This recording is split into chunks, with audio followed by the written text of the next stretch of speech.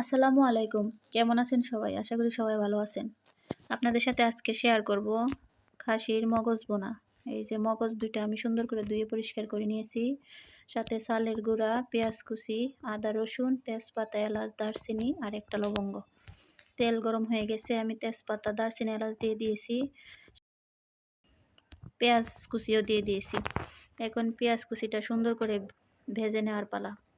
ভাজা ভাজা হয়ে গেছে, এখন আমি আদা রসুন দিয়ে দিব। আদা রসুন দিয়ে একটু সময় নেড়ে কাঁচা গন্ধটা দূর করে নেব। আমার আদা রসুনের কাঁচা গন্ধ চলে গেছে। অল্প একটু পানি দিয়ে দিলাম, দিয়ে তার মধ্যে হলুদ গুঁড়া, মরিচের গুঁড়া, ধনিয়ার গুঁড়া দিয়ে মশলাটাকে সুন্দর করে কষিয়ে নেব। এভাবে নেড়ে নেড়ে কষিয়ে নেব। অল্প একটু জিরার গুঁড়ো দিয়ে দিলাম স্বাদ মতো লবণ। আমার মশলাটা প্রায় কষানো হয়ে গেছে।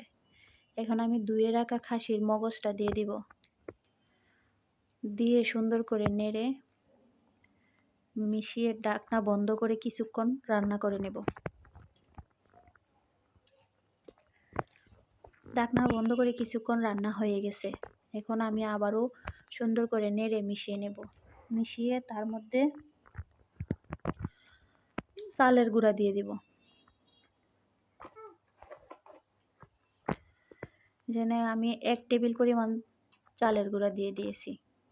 দিয়ে এখন আমি সুন্দর করে মিশিয়ে নিব। এখন আস্তে আস্তে জাল দিয়ে দিয়ে ভাজা ভাজা করে নিলে হয়ে গেল মগজ ভাজা। রেসিপিটা কার কাছ থেকে শিখেছি আমি জানি না, তবে এভাবে রান্না করে খেয়েছি, ভালোই লেগেছে, খারাপ না।